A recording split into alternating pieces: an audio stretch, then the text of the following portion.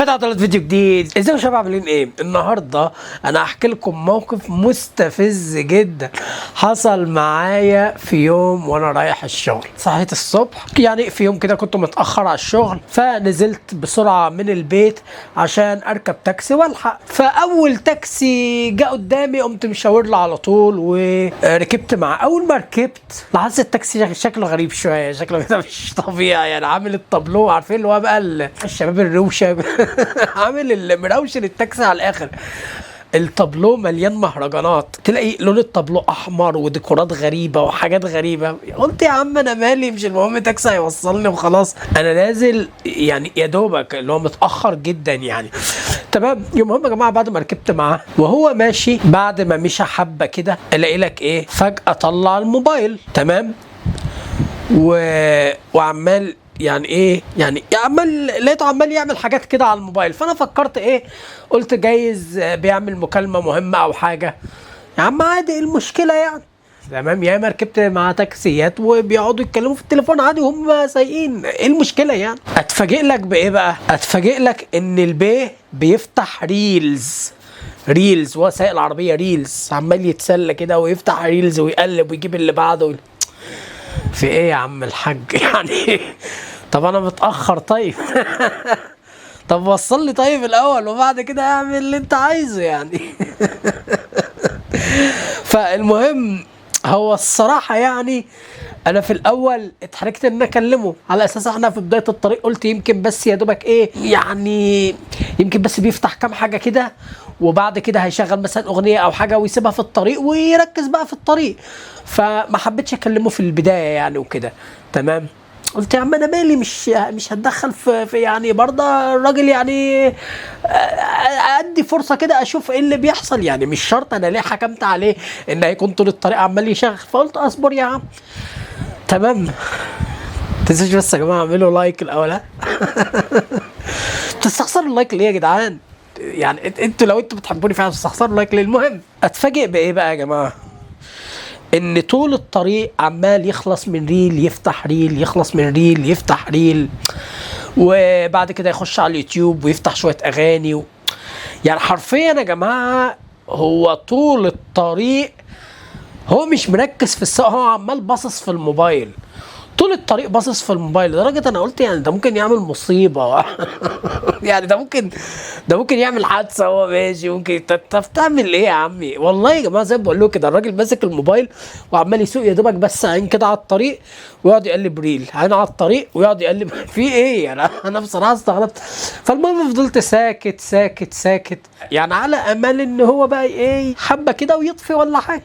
المهم تلاقيت لك ان انا خلاص قربت، ان انا دخلنا بقى في الوقت الحرج اللي انا خلاص هتاخر، وهو برضك زي ما هو مفيش، ويا ريته حتى بيشغل وماشي مثلا بسرعته، لا ده ماشي بطيء، ماشي موت، ماشي ميت خالص، العربيه ماشيه ميته خالص يعني، حتى لدرجه ان انا حسيت ان هو مش جايب ال 40 يعني، حسيت انه ماشي على سرعه 20 ماشي. طب وبعدين انا هتاخر. فقمت جيت بقى في لحظه قلت له ايه، طب انا هتاخر يعني ممكن تشد شويه يعني، حتى ما حبيتش ان انا ايه اتدخل واقول له لا طب ما تقفل الموبايل وركز في الطريق، لا ما حبيتش اجيبها كده.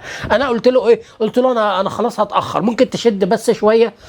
وهنا بقى يا جماعه اتفاجئ بالرد المستفز جدا. اتفاجئ يقول لي ايه، يقول لي اصل انا موطي العربيه. يا خبر، خلاص انا قلت بس كده انا ضيعت، خلاص كده خلاص هتاخر رسمي. وفعلا يعني خلاص انا مش عارف يعني هقول ايه، طيب هقول ايه؟ بقول له طب كنت قول لي، طب كنت عرفني ان انت موطي العربيه اقوم ما اركبش معاك، انا متاخر على الشغل. قال لي في ايه يا عم، انا هوصلك، وانا وانا قلت مش هوصلك يعني، ما انا هوصلك اهو، انا عمري ما حد قال لي كده. يا عم الحاج انت بقيت هتجنن، مش عارف ارد عليه اقول له ايه. يا عم انت ماشي بطيء وموطي العربيه وعمال ملبوخ في مسحول في الموبايل وهتاخرني وتقول لي عمري ما حد قال لي كده. انا طب بجد ما بقتش عارف ارد، الموضوع مستفز جدا. انا مره جيت اركب مع تاكسي، الراجل محترم قال لي ايه، قال لي انت متاخر مستعجل ولا عادي؟ فبقول له ليه، هو انا مستعجل يعني؟ قال لي اصل بص انا بصراحه العربيه التسارع فيها بايظ، يعني ما اقدرش اشد بيها، فلو انت مش مستعجل اركب، لو مستعجل لا يبقى خد تاكسي تاني. فاحترمت الراجل جدا وانا كنت مستعجل طبعا وخدت تاكسي تاني. فده انا كل اللي بقوله له ايه، بقول له طب انت موطن العربيه، قول لي عرفني ان انت مش هتعرف توصلني بسرعه، او لو انا مستعجل اخد تاكسي تاني، انما انت كده سوحتني. لا وايه، بص بقى يا جماعه المستفز ان فعلا وهو سايق يعني مثلا في مطب بسيط الاقيه ايه يبدا يعوم بقى بالعربيه. عارفين يا جماعه العربيات اللي هي ايه اللي هو بيبقوا موطين العربيه لقرب الارض خالص، اللي هو يوم اما تيجي تاخد مطب لازم تجيب العربيه بالعرض قوي وتبدا تاخد المطب بالهادي عارفين اللي هو يا جماعه العربيات المستفزه ديت؟ يعني هو كان كده بجد، كل مطب يقعد يجيب العربيه بالعرض وبالهادي لدرجه العربيات اللي ورا حسيت ان عايزين يسبوا له يعني. تخيل انت ماشي بعربيتك وفجاه تلاقي واحد خد غطس كده طبعا انا ادركت وقتها ان انا خلاص الموضوع منتهي، خلاص انا كده اتاخرت خلاص. وفعلا عقبال ما وصلني اتأخرت واتأخرت كتير، يعني 5 دقايق كاملة او اكتر حاجة، اللي هو خلاص يعني. مع ان كل يوم حتى لو متأخر بركب اي تاكسي بيوصلني وعلى طول، هو اول مرة يحصل الموقف ده معايا. بس هو وكمان لما نزلت من العربية لقيت فعلا العربية واطية، عامل لها سسبنشن عالي قوي، اللي هو العربية كأني لازقة في الارض، ده لو طوبة بس ممكن تخربش تبهدل العربية من تحت. فانا هي غلطتي انا من البداية، كان المفروض لما لقيت كده كنت على طول نزلت من اولها، بس للاسف ما خدتش بالي يعني كده. بس اتعلمت بقى. وبصراحه يا جماعه الموبايلات جننت الناس، انا العنوان اللي انا حطيته ده مش من قليل، الموبايلات فعلا جننت الناس. في ناس بقت بدل ما تركز في شغلها بقت تقعد تتسحل في ريلز على الموبايل. الريلز دي مصيبه يا جماعه، الريلز دي مصيبه، والشورتس والحاجات دي. انت ممكن تبقى مثلا وراك مذاكره او وراك شغل، تقول ايه طب انا هبدأ اهو هسلي نفسي بس بريل واحد بس، تتفرج على الريل وسبحان الله تلاقي نفسك مش خارج من الموبايل غير بعد ساعتين. تقول طب ازاي؟ يا ريت ساعتين، ده ممكن مثلا واحد يفاجئ انه مخلص بعد مثلا 5-6 ساعات، يقول طب ازاي ده انا بتفرج على ريل واحد. لا يا جماعة الحاجات دي معمولة بذكاء شديد جدا. المنصات دي بتستهدف انها تستنزف وقتك وتخليها عليك اكبر فترة ممكنة، لدرجة ان في ناس وصلت لمرحلة ان ما يقدرش يركز في المتعة نفسها. يعني ايه يا عم فادي؟ يعني انت دلوقتي وانت بتتفرج على الفيديو ده، حتى وانا بحكي لك قصة مثيرة، قصة طريفة حصلت معايا، تمام؟ فالطبيعي ان انت مثلا لما بتتابع فيديو على اليوتيوب تتفرج على الفيديو وتركز لا ده انت ممكن دلوقتي، وانا متاكد ان في كتير منكم هيكونوا عملوا كده بالفعل، يعني انا متاكد وواثق ان ممكن وانت دلوقتي بتتفرج على اليوتيوب ده تكون وقفت الفيديو، طب ثواني اشوف ريلز ولا حاجه وبعد كده هرجع للفيديو تاني. يعني حتى الريلز خلت ان انت حتى ما بتاخدش متعه كامله. يعني حتى بلاش يا عم الفيديو بتاعي، انا بلاش يا عم، لو انت معتبر الفيديو بتاعي ممل بلاش يا عم الفيديو بتاعي.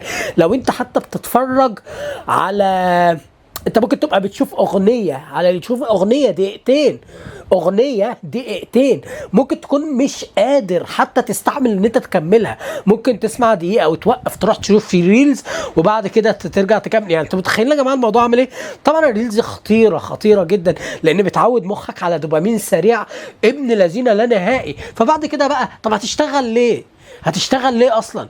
سواء التاكسي ده ببساطة وهو شغال، تمام، وهو شغال لما يتسحل في الريلز اللي مسلياه وممتعاه يقول لك اشتغل ليه بقى؟ على مهلي بقى، اوصل الزبون براحتي بقى، انا المهم ان كيفي.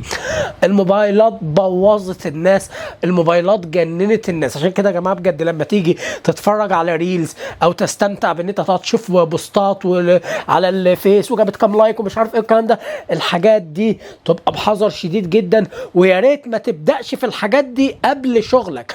الكلام ده مثلا خلصت يوم شاق اشتغلت واتبسطت وكده وعملت كل اللي عليك، ممكن في اخر اليوم تتفرج شويه على ريلز بتاع كتسليه. انما هتبدا يومك بالحاجات دي بجد يومك خربان وهتضيع حرفيا، حياتك هتضيع تمام.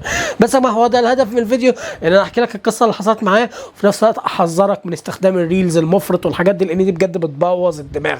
بتعمل حاجه، انا عايز اقول لكم بتعمل حاجه اسمها تعفن الدماغ. يعني ايه تعفن الدماغ؟ ان انت مخك بيبقى خلاص مش عايز غير الحاجه السريعه دي. مخك حتى لو في فيديو ممتع جدا جدا على اليوتيوب مدته 5 دقائق حتى مش هتقدر تكمله. فخلوا بالكم يا جماعه كويس قوي من استخدامكم للموبايل. بس كان الفيديو خلص، اتمنى الفيديو يكون عجبكم. فيديو جديد، سلام.